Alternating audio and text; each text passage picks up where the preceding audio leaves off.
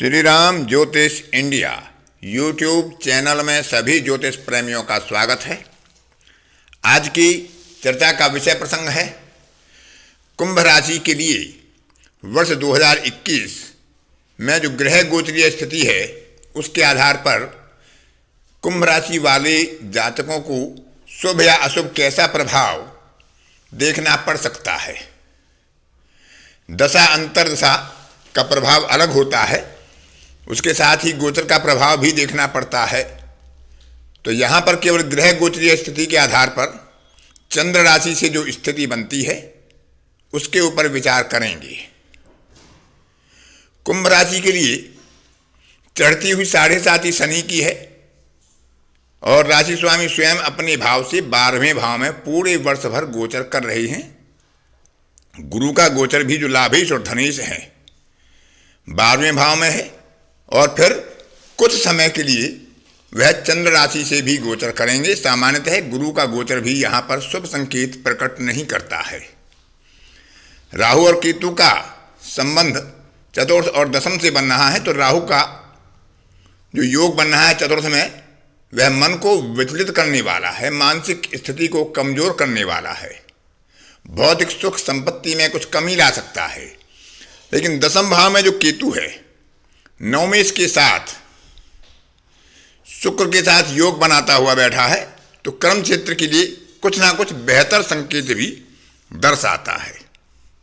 छठे भाव में षष्ठेश है, चंद्रमा है, स्वास्थ्य के लिए कुछ कमजोर पक्ष दिखाता है। लेकिन पुरुषार्थ के लिए तृतीय भाव में मंगल की स्थिति वर्षारंभ में एक अच्छा संकेत दिखाती है कि जातक पुरुषार्थ करेंगे, लेकिन लाभ में कहीं ना कहीं कुछ ना कुछ कमी रह सकती है, वांछित परिणामों में कमी रह सकती है।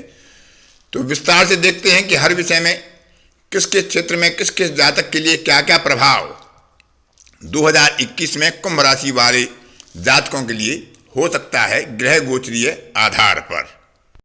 मंदगामी चारों ग्रहों का गोचर पूरे वर्ष भर में अपना प्रभाव देता ही है। अन्य ग्रहों का गोचर परिवर्तित होते रहता है, लेकिन वर्षारंभ में जो गोचरीय स्थिति है उसके आधार पर और गुरु शनि राहु और केतु के वर्ष पर्यंत गोचर के आधार पर ये देखा जा सकता है कि गत वर्ष की तुलना में वर्ष 2021 कुछ मध्यम फल प्रदान ही करने वाला है, कुछ बेहतर के संकेत कम ही होंगे। लेकिन वर्षारंभ में जो पंचमेश और सप्तमेश का बुधादित्य योग और नवमेश शुक्र दशम भाव में केतु के साथ अपनी ऊर्जा को बढ़ाते हुए बैठी है, तृतीय भाव में पुरुषार्थ भाव में मंगल स्वराशि का अपनी मूल त्रिकोण की बैठी है, तो कुछ ना कुछ क्षेत्रों में अपनी प्रयास और पुरुषार्थ के आधार पर सफलता और राहत के संकेत भी मिलेंगी।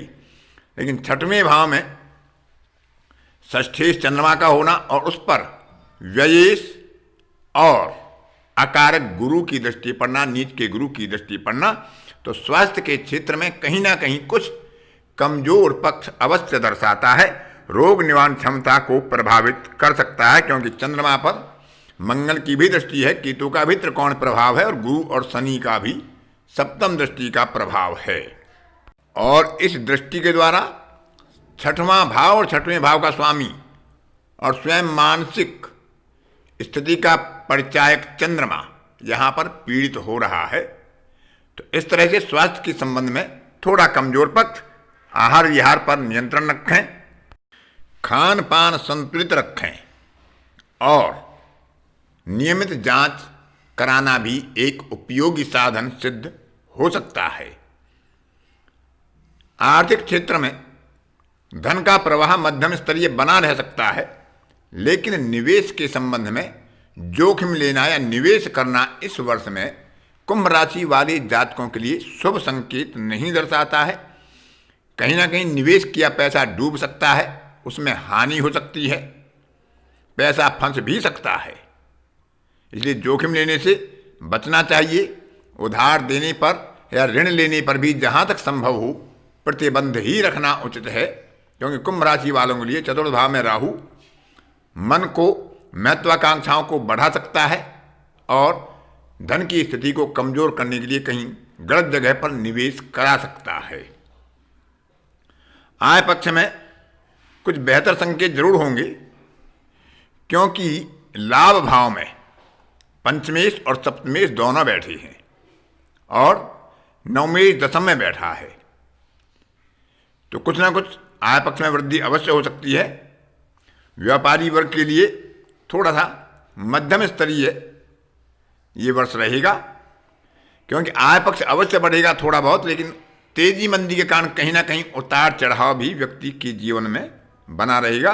तो व्यापारी वर्ग को थोड़ा सोच समझकर निर्णय लेने चाहिए और अपने व्यवसाय को प्रगति की तरफ ले जाना चाहिए, क्योंकि यहाँ सप्तमेश लाभ भाव में बैठा है, पंचमेश के साथ बैठा है, लेकिन शनि और केतु के मध्य में है और गुरु और शुक्र के भी मध्य में है। तो इस तरह शुभ कर्तृ और पाप कर्तृ दोनों योग बुधादित्य योग पर बन रहे हैं लाभ भाव में, तो उतार चढ़ाव की स्थिति रह सकती है। इसलिए व्यापारी वर्ग को थोड़ा सोच समझकर निर्णय लेने चाहिए, क्योंकि व्यय पक्ष की अधिकता होने से कोष संग्रह में कहीं ना कहीं कमी हो सकती है। नौकरी पेशा वर्ग के लिए समय मिला जुला रहेगा। जो पूर्वार्ध है वह कुछ कमजोर पक्ष रहेगा, ऐसे में कोई परिवर्तन करना उचित नहीं होगा। उत्तरार्ध में आय वृद्धि के भी साधन बनेंगे, प्रोन्नति के भी साधन बनेंगी और परिवर्तन की भी संभावनाएं हो सकती हैं, परिवर्तन शुभ भी हो सकते हैं। कार्यालय में अवश्य कुछ मानसिक असंतोष हो सकता है और स्थान परिवर्तन या कार्य परिवर्तन भी हो सकता है, लेकिन विशेष रूप से जो अस्थायी वर्ग के जातक हैं, जो अस्थायी नौकरी करते हैं, उन्हें अपना व्यवहार अपने कार्यस्थल पर संतुलित रखना चाहिए। किसी भी प्रकार के वाद विवाद से बचना ही उनके लिए उचित होगा। और इस वर्ष में कुंभ राशि वाले जातकों के लिए मुकदमेबाजी में फंसना उचित संकेत नहीं है। यथासंभव वहाँ से बचकर रहें, विवाद से बचकर रहें। कार्यस्थल पर नौकरी पेशा वर्ग के लिए कुछ गुप्त षड्यंत्रों के योग बन सकते हैं। उनके कुछ अपने जो दिखने में जनहितैषी होंगे, उनके लोक हितैषी होंगे, उनके विरुद्ध कुछ ना कुछ षड्यंत्र रच सकते हैं। तो ऐसे ही आस्तीन के सांपों पर थोड़ा सा सतर्कता के साथ अपना व्यवहार रखें। विद्यार्थी वर्ग के लिए यह समय शुभ है, क्योंकि पंचमेश अपने भाव को लाभ भाव में बैठकर देखता है। संतान पक्ष के लिए भी यह समय शुभ है। शोधकर्ताओं के लिए बहुत अनुकूल समय है। यदि उन्हें कुछ शोध करना है तो शोध में उन्हें अच्छी सफलता मिलेगी। विद्यार्थियों को भी अपनी परीक्षा प्रतियोगिता में अपने किए गए परिश्रम का पूर्ण लाभ मिल सकता है।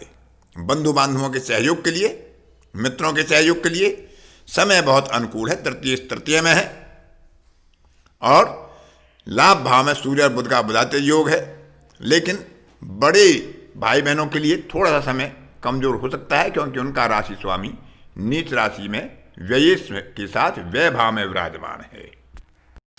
माता पिता की दृष्टि से यह समय सामान्य रहेगा। माता का कुछ स्वास्थ्य प्रभावित हो सकता है।